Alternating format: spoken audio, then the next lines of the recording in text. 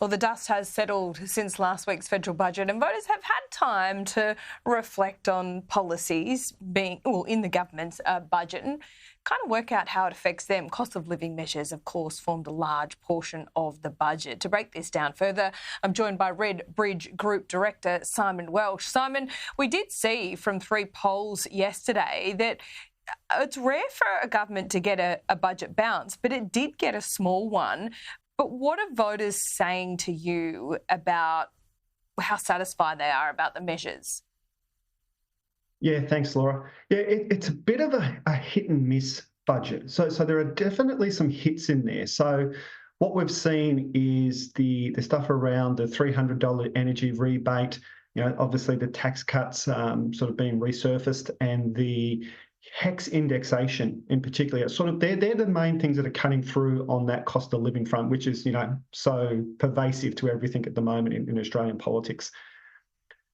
The sentiment around it is kind of this, well, it's better than nothing. I'm hearing that an awful lot in the focus groups over the last week. It's better than nothing. It's not great, but then again, we don't expect a magic wand, but better than a kick in the pants.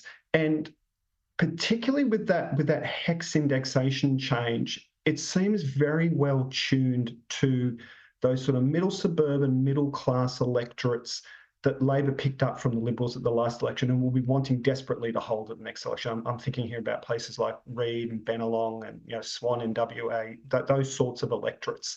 And I think if we've seen a bounce in the polling, I know often that polling doesn't go down to that level, that's kind of where we would expect it to be based on what we're seeing in the focus groups.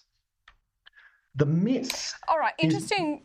Sorry, you go with the miss. Sorry to interrupt you. I was just going to say, the miss is really when we then say to people, okay, what about for the longer term? What sense of plan do you have for the longer term coming out of this budget? And that's where there's an absence of perception. The stuff around the future made in Australia hasn't landed yet. And I think that's going to take one hell of a communications effort to land that. I mean, it's intrinsically kind of complicated. There's bits in there that would certainly appeal to the mood of the electorate. One thing we hear a lot is about, renewable energy should be a big opportunity for Australia to become a sort of an exporter to the world of technologies. So that sort of sits nicely with the sentiment we're hearing.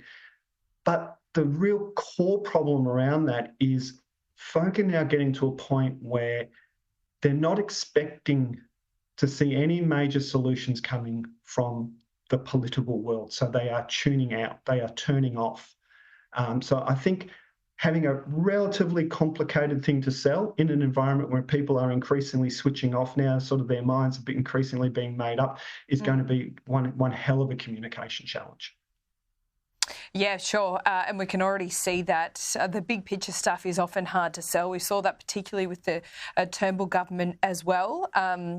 But I think what we've been talking about for the last couple of weeks is that migration has been on voters' minds a lot, and there's not, it's a practical element to it. So therefore, I think, am I right in saying that Peter Dutton, with his budget reply, has really been the one to cut through on that issue? Yeah, it's certainly certainly the Liberals are starting to own that issue more than Labor. And it's interesting, we're sort of entering this phase now where our electoral politics is becoming so fragmented that you can't have a win without a loss. So certainly the stuff that the Liberals have been talking about, 25% cut, those sorts of things, cap on student numbers, plays well in outer suburban electorates where, they're living and breathing the day-to-day brunt of a growing population, with housing not keeping up, with services not keeping up, transport, all those issues. So it certainly cuts through there.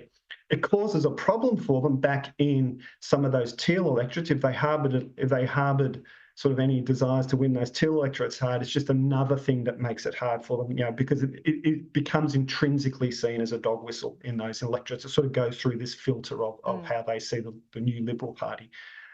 So it's on the money in those outer suburban electorates. The challenge they've got is it doesn't necessarily solve the problem on their right flank in those electorates, which is if you're voting on immigration in those electorates, you're probably going to go for the real deal on the anti-immigration vote, and you're going to go to One Nation and those sorts of parties. Now, whether that then flows back through in preferences in the two-party preferred, you'd probably expect that. But certainly it seems tuned to those sorts of electorates. Insightful as always, Simon. Great to see you. We'll check in with you again soon.